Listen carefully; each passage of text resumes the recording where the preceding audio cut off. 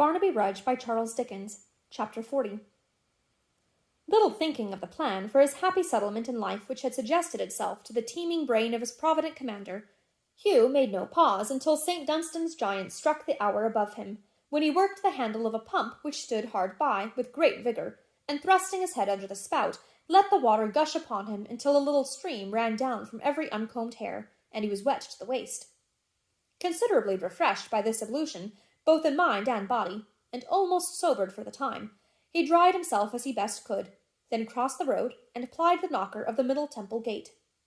The night porter looked through a small grating in the portal with a surly eye, and cried "Halloa!" which greeting Hugh returned in kind, and bade him open quickly. "We don't sell beer here," cried the man. "What else do you want?" "To come in," Hugh replied with a kick at the door. "Where to go?" "Paper buildings." "Whose chambers?" "Sir John Chester's," each of which answers he emphasized with another kick. After a little growling on the other side, the gate was opened, and he passed in, undergoing a close inspection from the porter as he did so. "You wanting Sir John at this time of night?" said the man. "Ay," said Hugh, "ay. What of that?" "Why, I must go with you and see that you do, for I don't believe it." "Come along, then." Eyeing him with suspicious looks, the man with key and lantern walked on at his side and attended him to Sir John Chester's door, at which Hugh gave one knock that echoed through the dark staircase like a ghostly summons, and made the dull light tremble in the drowsy lamp. "Do you think he wants me now?" said Hugh. Before the man had time to answer, a footstep was heard within, a light appeared, and Sir John, in his dressing-gown and slippers, opened the door. "I ask your pardon, Sir John," said the porter, pulling off his hat. "Here's a young man says he wants to speak to you. It's late for strangers. I thought it best to see that all was right." "Aha!" cried Sir John, raising his eyebrows. "It's you, messenger, is it? Go in." "Quite right, friend. I commend your prudence highly. Thank you. God bless you. Good night." To be commended, thanked, God blessed, and bade good night by one who carried Sir before his name, and wrote himself M.P. to boot, was something for a porter. He withdrew with much humility and reverence. Sir John followed his late visitor into the dressing-room, and sitting in his easy-chair before the fire, and moving it so that he could see him as he stood, hat in hand, beside the door, looked at him from head to foot. The old face, calm and pleasant as ever, the complexion, quite juvenile in its bloom and clearness, the same smile, the wonted precision and elegance of dress, the white, well-ordered teeth, the delicate hands, the composed and quiet manner, everything as it used to be, no mark of age or passion, envy, hate, or discontent, all unruffled and serene, and quite delightful to behold. He wrote himself M.P. But how? Why, thus. It was a proud family, more proud indeed than wealthy. He had stood in danger of arrest, of bailiffs and a jail, a vulgar jail to which the common people with small incomes went. Gentlemen of ancient houses have no privilege of exemption from such cruel laws, unless they are of one great house, and then they have. A proud man of his stock and kindred had the means of sending him there. He offered, not indeed to pay his debts, but to let him sit for a close borough until his own son came of age, which, if he lived, would come to pass in 20 years. It was quite as good as an insolvent act, and infinitely more genteel. So Sir John Chester was a member of Parliament. But how Sir John? Nothing so simple or so easy. One touch with a sword of state, and the transformation was effected. John Chester, Esquire, M.P., attended court, went up with an address, headed a deputation. Such elegance of manner, so many graces of deportment, such powers of conversation could never pass unnoticed. Mr. was too common for such merit. A man so gentlemanly should have been, but fortune is capricious, born a duke, just as some dukes should have been born labourers. He caught the fancy of the king, knelt down a grub, and rose a butterfly. John Chester, Esquire, was knighted and became Sir John. "I thought when you left me this evening, my esteemed acquaintance," said Sir John after a pretty long silence, "that you intended to return with all dispatch." "So I did, master." "And so you have?" he retorted, glancing at his watch. "Is that what you would say?" Instead of replying, Hugh changed the leg on which he leant, shuffled his cap from one hand to the other, looked at the ground, the wall, the ceiling, and finally at Sir John himself, before whose pleasant face he lowered his eyes again and fixed them on the floor. "And how have you been employing yourself in the meanwhile?" quoth Sir John, lazily crossing his legs.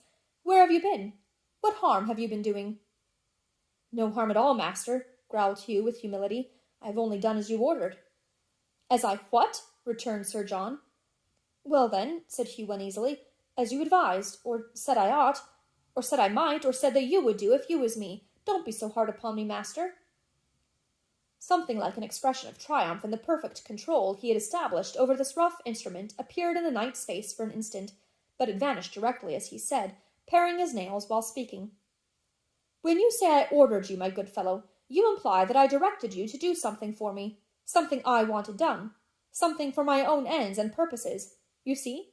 Now I am sure I needn't enlarge upon the extreme absurdity of such an idea, however unintentional. So please," and here he turned his eyes upon him, "to be more guarded, will you?" "I meant to give you no offence," said Hugh. "I don't know what to say. You catch me up so very short." "You will be caught up much shorter, my good friend, infinitely shorter, one of these days, depend upon it," replied his patron calmly. "By the by, instead of wondering why you have been so long, my wonder should be why you came at all. Why did you?" "You know, master," said Hugh, "that I couldn't read the bill I found, and that supposing it to be something particular from the way it was wrapped up, I brought it here." "And could you ask no one else to read it, Bruin?" said Sir John. "No one that I could trust with secrets, master. Since Barnaby Rudge was lost sight of for good and all, and that's 5 years ago, I haven't talked with anyone but you." "You have done me an honour, I am sure." "I have come to and fro, master, all through that time, when there was anything to tell, because I knew that you'd be angry with me if I stayed away," said Hugh, blurting the words out after an embarrassed silence, "and because I wished to please you if I could, and not to have you go against me. There, that's the true reason why I came tonight. You know that, master, I am sure." "You are a specious fellow," returned Sir John, fixing his eyes upon him, "and carry 2 faces under your hood as well as the best.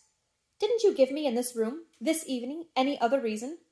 No dislike of anybody who has slighted you lately, on all occasions, abused you, treated you with rudeness, acted towards you more as if you were a mongrel dog than a man like himself?" "To be sure I did," cried Hugh, his passion rising as the other meant it should, "and I say it all over now again. I'd do anything to have some revenge on him, anything.